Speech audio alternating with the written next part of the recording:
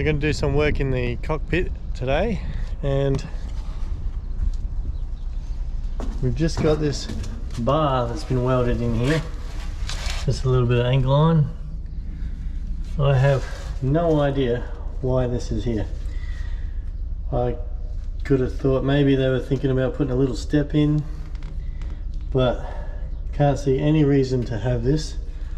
And since I can't figure out a reason for it to be here, it's got to go. So as you can see, like most of the stuff here hasn't really been welded very well. So I'm just going to get the grinder, attack some of these welds, and I'll give it a hit with a hammer, see how well it comes off.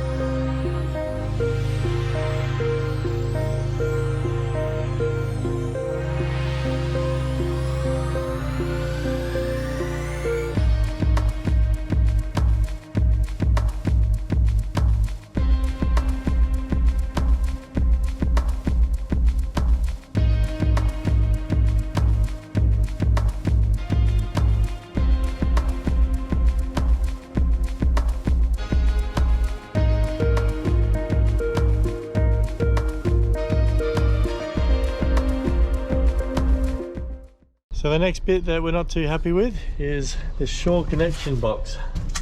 So this shore power socket, she's not in good nick, and as you can see, the welding is very average. And if I show you from the inside, there's actually pinholes all the way through it. So it might be better just to cut this out and do it properly.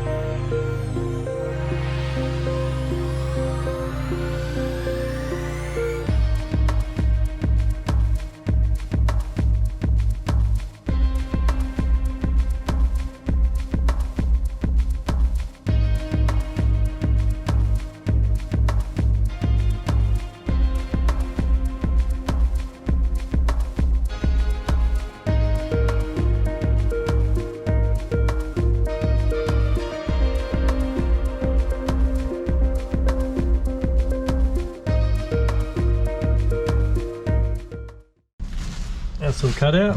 Just got to neaten up the edges, and then when we're ready, we'll weld a new piece in there.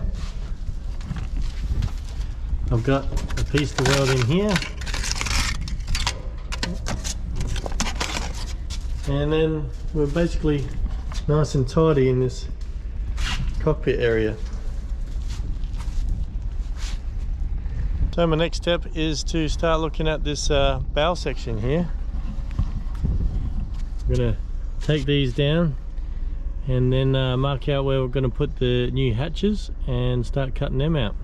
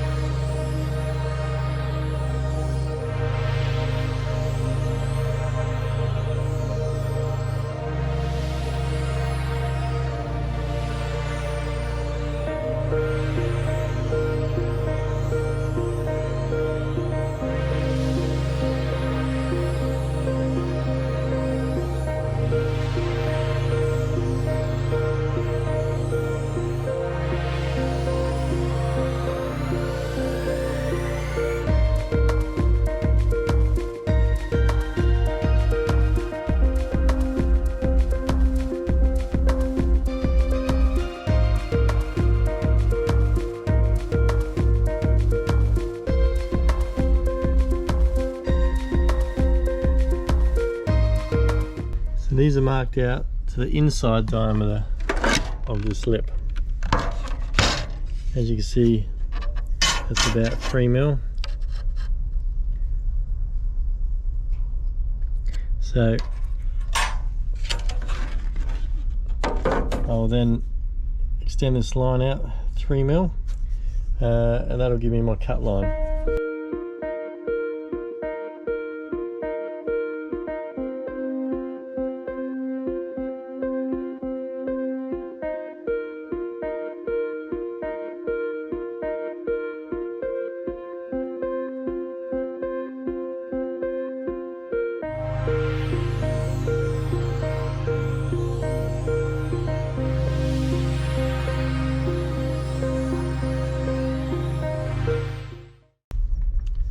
So this is basically what we wanted, this outside line all the way around, and we'll cut that out. That'll go in, and we'll have to drill some holes, and we're basically ready.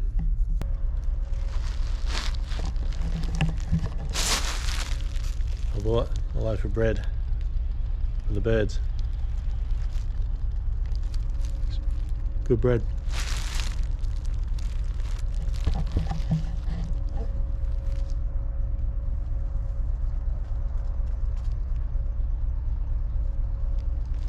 So when you're marking out on flat pieces of steel like this, and if you want to follow within the lines much better while you're grinding, if you have this just marked out in lead like I have, you can see it nicely now. When you go to grind, the sparks will basically interfere with your line of sight. You probably won't have a good time, keep a straight line.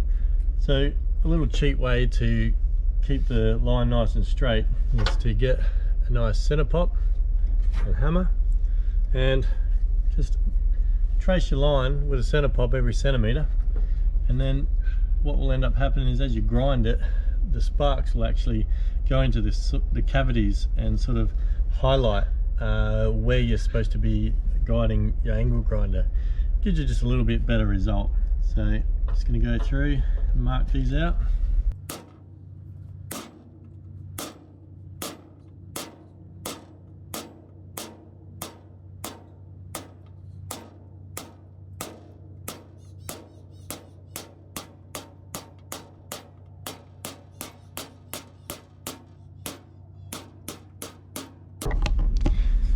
So a lot of people make the mistake with using a center pop of putting their center pop on the piece of substrate that they're going to mark, and they hit it and they leave it there, and they try and hit it multiple times, and then, I mean, you could be good at center popping, but what happens a lot is you hit it and it bounces off, and then they hit it a few times, and then they get a series of small little holes in one spot. I always found it safer to put your center pop in the spot that you want, hit it once, move it back and forth, make sure you're still in the hole, hit it again if you need it deeper, and if you need to keep going deeper, just keep making sure you're in the spot. It doesn't take much extra time just to make sure you're in the right spot.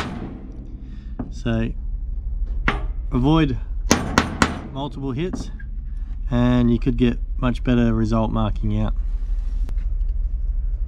So what we're looking for is a whole bunch of center pops on the line that we want to cut, and what's going to happen is as you're cutting, the sparks are going to pull in the center pops and basically highlight where you need to keep going. Otherwise the sparks are just going to basically braze over the top and you won't see that line anyway. By having this center pop, they're basically going to change the direction of the sparks and basically highlight the way that you need to keep cutting. So a little bit of a handy tip if you need to mark out on steel and you're having a bit of trouble seeing where you need to go. So I thought I might mention a fun fact about what is basically what I've been using as a little workbench. So I've just been cutting a few things on top of this, but interesting thing about this is it's actually the casing of a battery out of the Collins class submarine. So to give you an idea of how big they are. So this is me, I'm 6 foot, standing next to a battery. So it'd be nice to have one of these functioning inside my boat. And they make great water tanks. I filled this up full of water when I was blasting the boat as a little backup in case I ran out of water while I was slurry blasting. I didn't need the water, but it was there in case I did. I was tempted to use this as a water tank on the boat, but decided I didn't like the size, it wasn't going to work out well, and I think I've decided to go bladder system on this boat instead of making a dedicated tank. That being said, it was handy, used it as a bench. However, I just got to clean up my proper workbench there and actually start to use this bench properly.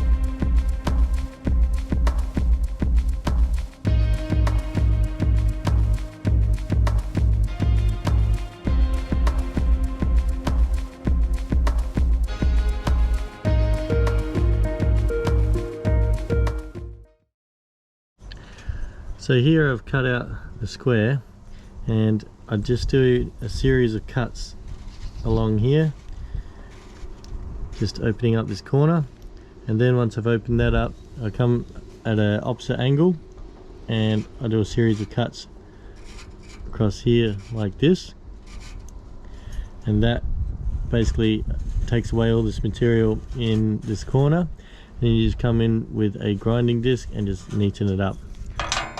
So let's have a look at that.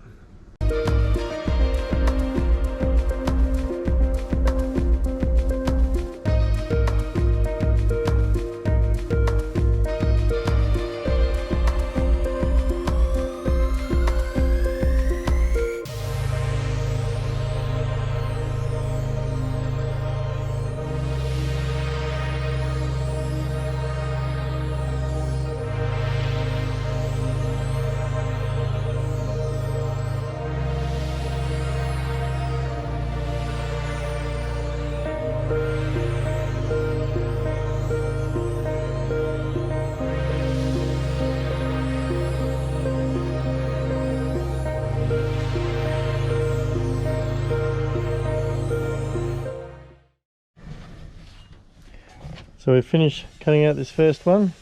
I've rounded the edges so that when I paint this, the paint doesn't drag away and get that corrosive line along the edge. And I deburred it with the file, and it is a nice tight fit, so that's what I was hoping for.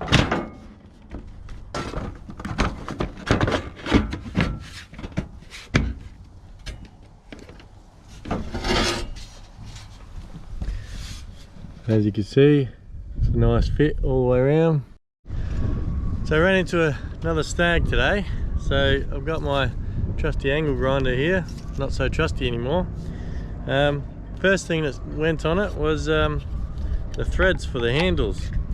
See, it goes in here and you can use it as a handle to get your work done, put a bit more pressure on. Thought, no big deal. It's got two sides, so I can just put the handle in the other side. What ends up happening, that thread goes too. So now we've got no handle. I thought, it's not such a big problem. I could just hold on to it and do like I normally do. So I keep going. But then next thing that went was this little handle. There's a little rivet that goes through there, holds this guard on, and stops all the sparks. And if this breaks, it'll most likely protect you from flying debris. I thought, you know what, that's not great. I won't be able to use it very much now, but I thought, get through today, no problem, and then next time I come down I'll be able to bring my other grinder and I'll keep going. Then it decides that this little button will pop out, which you use to press in, and it allows you to take your discs on and off. Locks the chuck so that you can put a new disc on. So now I can't change my grinding disc to a cutting disc. So we haven't had a very successful day with the grinders today. So I've still got my battery operated grinder. I'm trying to potter along through that, but the batteries keep dying and I have to keep putting them on charge, and I have to wait. So progress is slow. Struggling to get through it today, but I'm trying to push on. And just thought, share that with you guys, that this grinder has just decided to die completely. When you think you just push on, the next thing dies. So this one's in the bin and I've got to bring my other one up. Despite having a lot of grinder issues and having to charge my battery for my grinder a whole bunch of times, we did get both of these plates completed and ready for installation, and these guys fit in nice and snug now, one on each side.